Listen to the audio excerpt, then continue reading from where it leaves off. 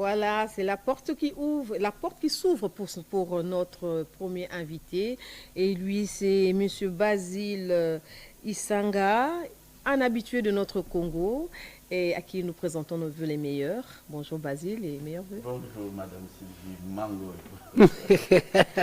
Alors, vous n'êtes plus à présenter sur ce plateau. Ça fait quand même plusieurs mois qu'on ne s'est pas vu sur le même plateau. Hein. Oui, effectivement. Ouais. Dieu nous a fait grâce, on se voit en 2025. Bon, nous commençons l'année avec vous. Oui, oui, exactement. Alors, Ricardo, je te présente M. Basile Isanga. Vous l'avez dit tantôt, j'ai personnellement déjà reçu M. Basile sur ce plateau. Oui. C'est toujours un plaisir, hein, en tout cas, d'échanger avec lui. Il a la matière. Et il a une forte connaissance aussi du territoire national. Bien qu'aujourd'hui, il a choisi particulièrement de parler de l'espace Grand Kassai sur des projets de réalisation, en fait, les réalisations de projets de développement. Mais il connaît d'autres provinces aussi, parce que l'autre fois, on avait parlé d'une autre province. Et aujourd'hui, il vient parler de l'espace Grand Kassai, d'où vient de séjourner le président de la République. Pourquoi ce choix, M. Basile Isanga? Merci pour la parole. Et j'aimerais commencer par souhaiter mes vœux le meilleur, de prospérité, de bonheur, de succès au père de la RDC, le président de la République, son Excellence M. Félix Tshisekedi, pour le travail qu'il fait, pour les efforts qu'il aménage. J'aimerais aussi en même temps souhaiter mes meilleurs vœux à l'espace RTNC qui me reçoit, parce que la charité bien ordonnée commence par soi-même. Voilà. Et puis aussi à tous mes collègues, à toute ma famille, à tous mes enfants. Je ne vais pas citer nos mamans, chacun se retrouve. Et voilà, j'aimerais venir discuter avec vous pour apporter un tout petit peu de lumière par rapport à l'actualité. Voilà. Parce que le président de la République était reçu dans l'espace Grand Kassai, mais la lecture n'a pas été bonne par rapport à toutes ces déclarations qui ont été faites sur le développement du Kassai, de l'espace Kassai, spécialement pour la province du Kassai central, d'où je suis originaire. J'aimerais rafraîchir la mémoire de tous les Congolais et les Congolaises, spécialement les Kassaïens, que nous avons des enjeux dans le Grand Kassai, notamment les grands travaux de routes, les grands travaux d'électricité et aussi l'agriculture et l'élevage. Tout à fait. Mais parlant tout d'abord de la route Kalamba-Mbouji, Mboujimaï et Kananga-Mboujimaï. Voilà. Cette route-là, c'était une piste qu'on a collectée avec la nationale de l'ancien temps et qu'on a tracée.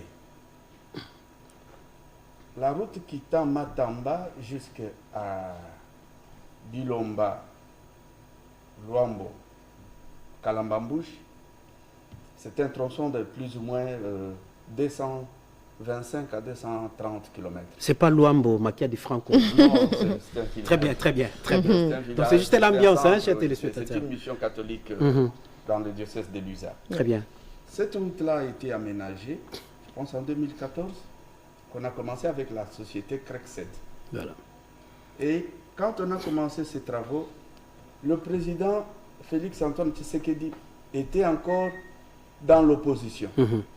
Il n'était pas encore président et personne ne l'avait encore pressenti être président. Voilà.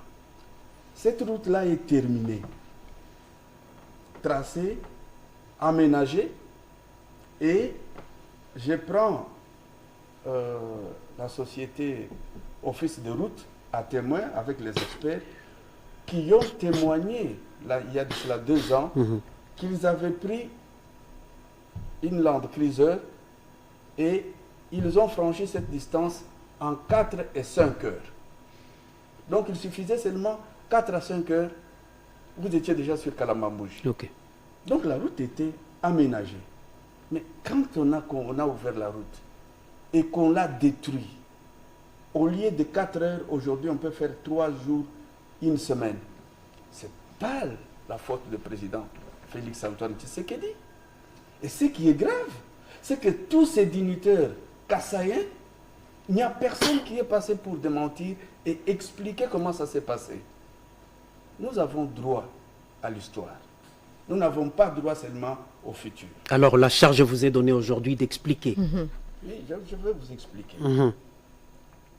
Quand on a un X-gouverneur, il a ouvert la piste, on a déménagé, on a désamorcé, on a cassé la route, il n'y avait pas le respect parce qu'on avait seulement travaillé en terre battue, il fallait mettre maintenant le bitume et tout ça.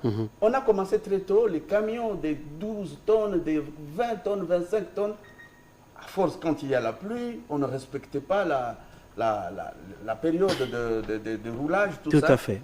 Et la route s'est abîmée. Ça, c'est la première étape. Deuxième étape, on refait encore cette route. Moi, j'étais présent. J'avais discuté sur la route Kalambambouji avec le président Félix Tshisekedi Antoine, son Excellence, chez Maman Marti. Une soirée comme ça, il est passé. Nous l'avons expliqué. Il dit OK. Là, il était déjà président? Il était déjà président. Parfait. On lui explique les détails, les problèmes qu'on avait. Il dit OK, je vais le faire. Pendant qu'il donne son feu vert pour qu'on travaille, on lance les travaux, on commence les travaux, il n'y a pas de sous, il n'y a pas d'argent, il n'y a pas de financement. Et on a pensé qu'il y avait des manœuvres de la société qui étaient en proie. Quelque temps après, l'Assemblée provinciale de Kasaï central vote la loi ou vote une décision, tout ce que vous voulez, pour suspendre le contrat avec la société qui exécutait le projet. Parce que peut-être qu'elle n'arrivait pas à s'en sortir ou bien entre guillemets. Entre guillemets. Voilà. On a résilié le contrat. Ce n'est pas le président Félix Tshisekedi qui résilie le contrat. C'est l'Assemblée provinciale qui résilie le contrat pour chercher d'autres sociétés. Et le président, qu'est-ce qu'il pouvait faire? Alors, laissez-nous quand même comprendre quelque chose à M. Basile. Oui. Est-il possible que le président de la République ait pris une initiative et que l'Assemblée nationale, l'Assemblée provinciale casse cette initiative? C'est faisable? Non, il y avait des retards dans l'exécution du travail. Effectivement, les gens en avaient marre et puis les gens étaient fatigués. Mais la décision de résilier le contrat avec la société qui avait fait la route de son temps où les gens pouvaient partir pendant 4 heures ou 5 heures arrivées. Ce n'est pas le président Félix Tshisekedi qui a pris la décision, c'est l'Assemblée provinciale. Et je prends à témoin les législateurs qui sont les députés sortants de la législature passée. Voilà. Donc, ça, c'est une réalité. La deuxième réalité, le président, il est au courant qu'il y a une société ou deux sociétés qui ont été présentées.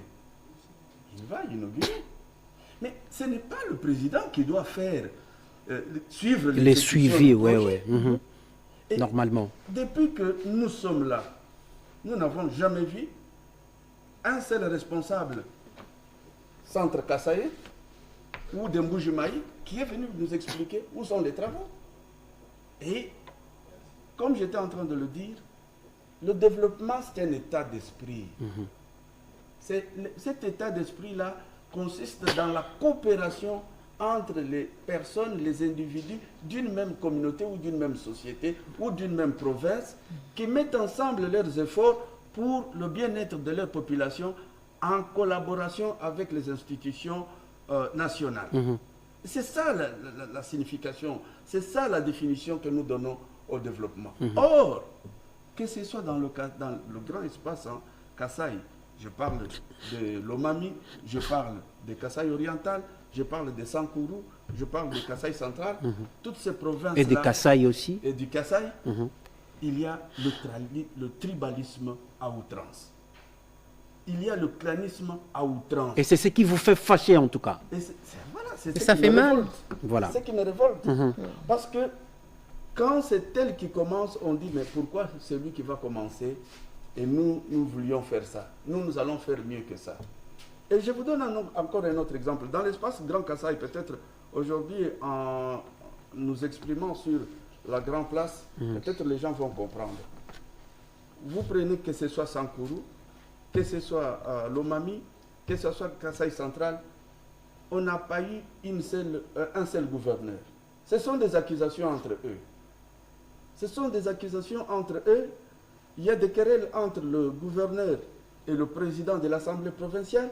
Le président de l'Assemblée provinciale contre les élus provinciaux. Et c'est la cacophonie. Vous voyez ce qui s'est passé. Et du coup, cela freine aussi l'exécution de projets de développement. Ouais. Parce qu'il y a dans ces conflits-là d'intérêt entre l'exécutif et l'organe délibérant. Oui. Chaque fois qu'il y a eu des conflits, j'ai compté 3 à 6 mois de la léthargie.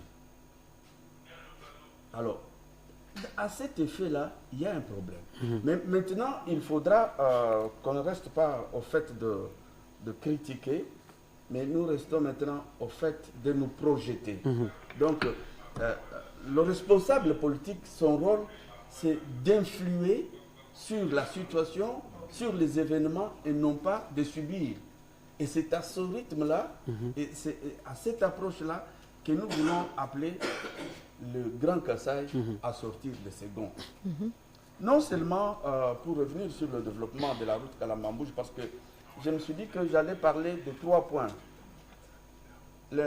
L'infrastructure routière, il fallait parler du développement ou de l'électricité, et aussi il fallait parler de l'agriculture, l'agro-pastorale. Je vous explique. Pour ceux qui sont contre la route Kalambambouj, cette route-là vient de Lobito. Je ne veux pas contredire son Excellence, Monseigneur l'archevêque de Kananga. Il a émis une analyse que j'ai beaucoup appréciée, que le développement doit être accompagné, donc la route doit être accompagnée des pôles de développement. Alors, nous avions fait une étude, ça fait quelques années, qui reste toujours dans nos tiroirs. Quand vous prenez le fret maritime de Lobito jusqu'à la gare, donc je parle de la voie ferroviaire, de Lobito jusqu'à la gare de Luena, dans Lunda Sud, en train, les fret peuvent prendre à peu près 6 heures, s'il y a des arrêts. Et quand vous quittez Luena comme pôle d'attraction, parce que ça continue vers Kassaj, nous prenons Luena comme pôle d'attraction jusqu'à Andrade. Quand vous parlez de Kassaji, là nous sommes dans la province d'Ilualaba. Très bien, allez-y. Et quand nous sommes au niveau de Luena, nous sommes en Angola. En Angola, oui. Luena, et dès que vous quittez Luena jusqu'à Andrade, là où, comme les autres l'appellent Nzaji, c'est le camion, le track peut faire 12 heures. Et quand vous quittez Andrade, de Kanzale jusqu'à la rivière Kassai, c'est à peu près 15 à 20 km. Et cette route-là, à l'allure où elle était aménagée, quand vous comptez déjà, nous sommes presque à 12 ou 14 heures, et quand vous prenez les 6 heures de chez nous, parce qu'il faut réfléchir en termes de futur, que ça sera l'autoroute, il y aura beaucoup de trafic, il y aura des embouteillages, 6 heures. Donc, le fret maritime qui quitterait Lobito jusqu'à Kananga ferait à peu près 24 heures. Wow. Et quand nous sommes à Kananga jusqu'à Mbujimayi, auparavant la route de Mbujimayi-Kananga, c'est à peu près 3 heures aussi. Donc nous sommes encore à moins de 30 heures. Et c'est cette route-là, quand nous sommes dans la jonction de Mbujimayi, il y a la route qui monte vers Sankuru, dans l'équateur, dans le grand équateur, et une autre route qui va vers Kabinda, Lubao, tout ça. Donc ceux qui sont en train de mettre frein à cette route-là, ils ne rendent pas un bon qu'est-ce que je vais dire, un bon service à la nation. Parce qu'avec cette route-là, nous aurons Kassai occidental, je parle de l'ancien temps, Kassai oriental, le Katanga à travers l'Oualaba et Kolwezi, tout ce que vous voulez. Nous aurons Maniema et nous aurons l'Équateur. Tout ça, ce sont les avantages de la route Kalamba-Mbouji. Et quand ces routes-là ne sont pas réalisées, ne sont pas faites, ça impacte sur la desserte agricole. Parce que à l'époque, je me souviens, on mangeait le produit, le massangou et à Kassai, les bois manda, qu'on appelait comme bois manda. Et on recevait les chenilles, oui, plusieurs choses qui revenaient du Kassai, parce qu'à l'époque, il y avait quand même des routes. Oui. Mais aujourd'hui, avec ce blocage, on ne peut même plus s'approvisionner à bas prix des produits qui sortent du Kassai. Oui, oui, effectivement. Parce que nous allons parler des infrastructures routières, nous allons parler du côté maintenant de l'agriculture. Oui. Mais cette agriculture-là, c'est que dès que nous avons tracé la route d'intérêt national, nous allons maintenant parler des routes de dessert agricole. Voilà. Et ces routes de dessert agricole, encore, il y en a d'autres aussi qui sont des nationales. C'est ce qui va joncter Kananga vers Chikapa, Chikapa, Kamonia, Kamonia, Kamako. Nous sommes encore sur l'Angola. Oui. Et nous allons encore partir de Kananga, de Mbujimai, Mbujimai, Mweneditu, Mweneditu, Louise Abakete, Masuika, jusqu'à Kapanga. Nous sommes dans les lois là-bas, encore une fois de plus. Et nous allons encore partir avec Kabinda, Lubaou, tout ça. Nous sommes encore dans le Maniema. Voilà. Donc, il y a possibilité de travailler. Mais il faut qu'il y ait un ministre visionnaire. Il faut qu'il y ait des responsables visionnaires qui comprennent comment le pays fonctionne, qui ont un idéal pour ce pays. Pas parce qu'ils chantent Alléluia, Amen pour le gouvernement ou pour la première ministre, mais parce qu'ils ont quelque chose à apporter. Et nous venons donner toutes ces idées pour que le peuple congolais soit suffisamment informé. Alors, vous parliez de l'agriculture donc tout à l'heure. Alain Tissungu pose la question de savoir qu'est-ce qui freine le développement de l'agriculture dans l'espace Grand Kassai, parce qu'ils étaient réputés une province agricole à son temps. Oui, les routes de dessert agricole sont en total état de délabrement. De mon temps, quand j'étais encore jeune, avec les notions de génie civil génie rural qu'on avait apprises, j'avais posé avec le chef de secteur un petit pont qui reliait Luisa Chikapa. Quand vous quittez Chisenga, vous traversez la rivière Kazadizadi, Kamabanji, soit vous allez vers Nsumbula ou vous allez vers Diboko, et Kamonia et les autres. Et cette route-là, où ce petit pont, on avait besoin de 2 poutres jumelées, plus 50 ou 60 madriers et quelques sacs de ciment. Ce petit pont-là existe jusqu'aujourd'hui. Jusqu'aujourd'hui. Oui, sur la rivière Kazadizadi, vers Muzamba, vous pouvez demander aux gens qui sont originaires de Chikapa et qui me reconnaissent encore parce qu'on prend aussi de l'âge. Ils savent qu'il y avait un certain ingénieur basique qui avait construit ça. Donc nous avons besoin tout d'abord de routes de dessert agricole, et ces routes de dessert agricole doivent être aménagées pendant la saison sèche. Comme par exemple maintenant, c'est la petite sécheresse qui va prendre 2 semaines. Il y a des activités qu'on peut faire, mais il y a aussi le cru d'eau. Comme les rivières sont en crue, on peut par exemple aménager des petits ponts à partir du mois de mai, juin. Et ça demande 4 poutres jumelées. Donc 4 poutres de 40 à 50 cm de volume.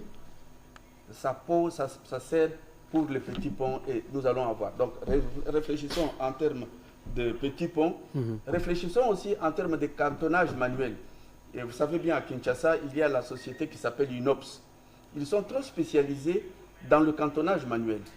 Et de son temps, quand nous avions travaillé dans le cadre de programmes financés par l'Union européenne, avec 1 million, on avait parvenu à aménager des écoles et à entretenir 200 km de route. Voilà, Alain Tissungu revient encore pour dire pourquoi les développements dans les secteurs agricoles, dans l'espace Grand Kassai, patauge encore. Qu'est-ce qui freine? Il n'y a pas d'intrants agricoles, on ne donne pas ça à la population, ou c'est un autre problème? Non, il y a un autre problème. Voilà. un autre problème. C'est-à-dire que, j'expliquais, on doit avoir une vision pour la province ou l'espace Grand Kasaï. Jusque-là, il n'y a pas de projet de développement provincial. Depuis ma naissance, je connais un seul projet qui a existé. Peut-être les autres vont me fournir d'autres informations que je n'ai pas. Il n'y a eu que le projet Prodalou, projet de développement de Louloua ou quelque chose comme ça. C'est avec ce projet-là qu'on a introduit les engrais chimiques, qu'on a appris les gens à faire des écartements pendant le semis, et on a apporté les techniques de sarclage, tout ce que vous voulez. Mais jusqu'à présent, il n'y a que des petits programmes ou des petits projets, excusez-moi le terme de petits, qui sont des urgences. Parce que quand vous voulez développer l'agriculture, réfléchissez sur quel type d'agriculture nous voulons faire. Voilà. Est-ce que nous voulons une agriculture intensive ou extensive? Et dans la culture même, il y a les cultures d'errantes qui peuvent apporter le revenu à quelqu'un, et il y a les produits vivriers que nous avons besoin pour manger du jour au lendemain. Mais l'agriculture a des pièges. Il suffit seulement de calamités naturelles, il suffit seulement qu'il n'y ait pas de pluie, il suffit que l'agriculteur tombe malade. Dès qu'il y a un petit couac, l'agriculteur est souffrant. Je vous explique tout ceci. Ce n'est pas quelque chose que j'ai lu dans un ouvrage. Je suis fils d'un paysan. J'ai grandi dans l'agriculture. Donc, avant d'aller à l'école primaire, le matin, je raconte aux amis, je partais au champ avec mes parents de 5h jusqu'à 7h30. Et puis après, vous sortez. Alors, fort de cette expérience, comment peut-on orienter les autres pour avoir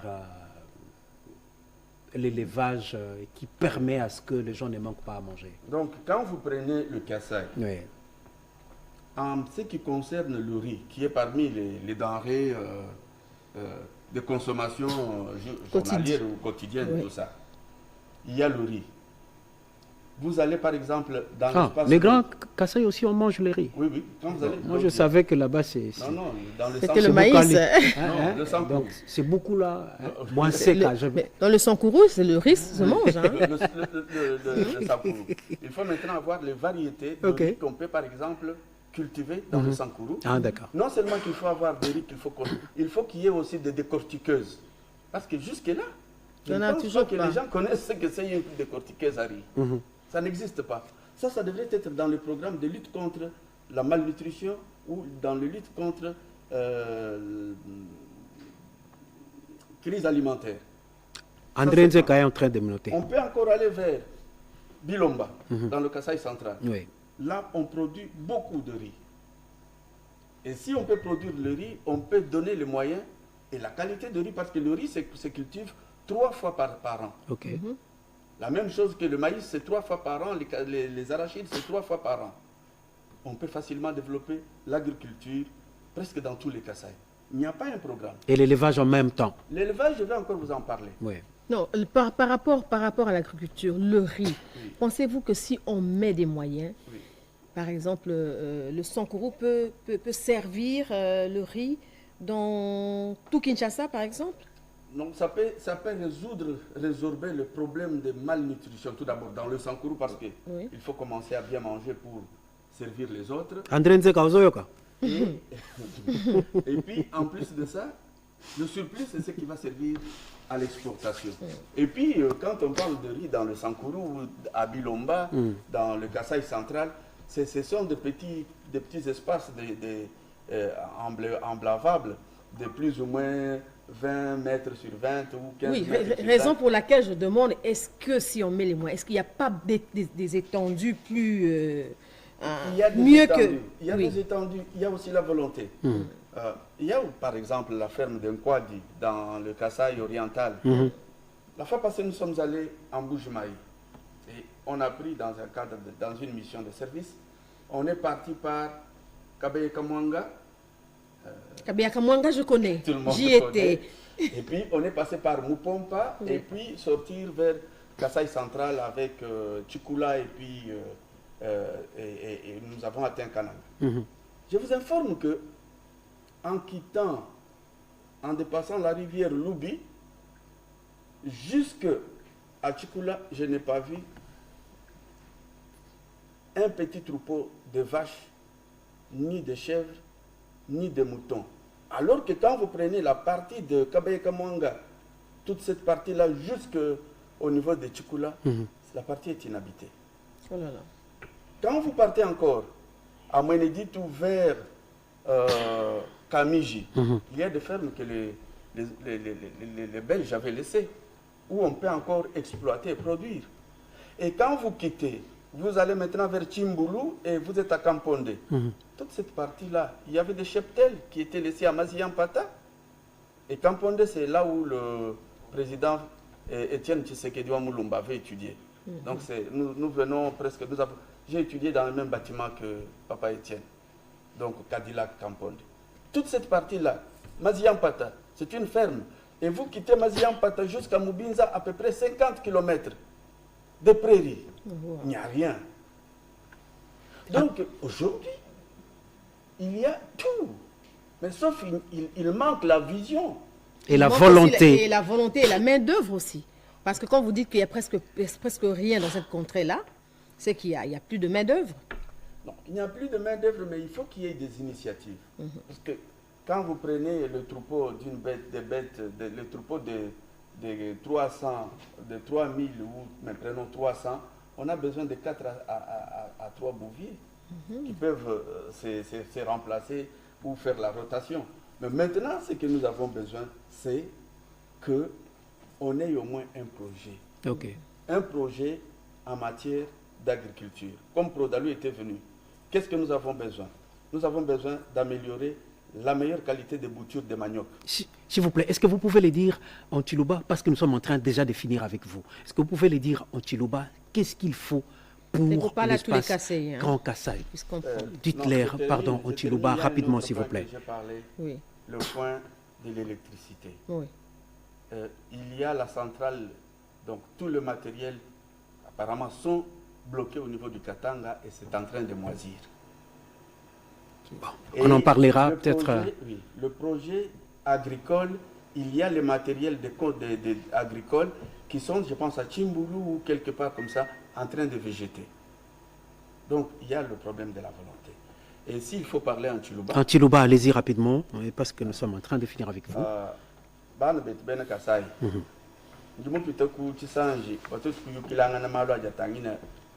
Espace Kasai wetu bwani chitu jimokwenza nchini tujisangai tuanze chintu chimu paji mfumulo mu Kasai wamba bwani ningezi chinji mokwenza meme chimwenze tunungasa mabu se mushikila kenu ngone bantu tu baji pabwipi ni mfumu amulusha imfumu ayo kompala leke la ikufundanga na jibe jonso baji ni kukananga baji ni kumbushimai baji ni kumnganda njika ni luputa ni nani ni loja kama ni mshindo nani kuyukila bubana ba muntu ani chino jinu pete cha chine na chichifita jumvwangana ni jiju swika nchini jinu jingila chiju mchilenga Zambia nuto mpanda batatu ni bama munujisanga mwene bubitu mwele pabwashi chukuyu tuchukulula mwene chilema tumwambi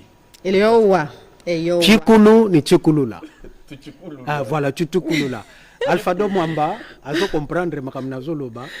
Donc Eyowa, moi je dis seulement Eyowa. Voilà. En fait, j'ai rien compris, mais j'ai compris seulement. C'est dire que nous devons être ensemble, nous devons nous réunir. Ce qui est mal, ce qui n'est pas bon, nous devons mettre sur la place publique pour que on trouve un compromis. Alors 45 secondes, M. Basile, pour terminer définitivement avec vous. Explique-nous pourquoi vous portez le nom de Basile, parce que ça a une autre signification. Ça, on en avait parlé au début. Basile, c'est un prénom qu'on m'a donné quand j'étais baptisé. Et c'est parce que je suis né le 14 juin. En ce moment-là, ça concordait, c'était la date qu'on célébrait Saint-Basile. Donc dans l'église catholique, quand on vous baptisait, on regardait tout d'abord quelle est votre date de naissance et on voyait quels sont les saints qui étaient promis ce jour-là. Donc, c'était le saint Basile le Grand et Grégoire. Donc, Basile, c'est d'origine grecque, qui veut dire royal. Royal. Roi. Ah, vous êtes le roi du Grand Kasaï, donc. Très bien. Merci beaucoup, Monsieur Basile. Monsieur Basile. Tout le plaisir est pour nous, en tout cas, de vous recevoir dans ce plateau. C'est moi qui vous remercie. Merci, Madame Sylvie. Encore une fois de plus, bien de bonnes choses en 2025. J'espère que vous allez faire de bons et grands projets pour le Grand Kasaï. Ok. Alors, nous allons dire au revoir à Monsieur Basile en vous proposant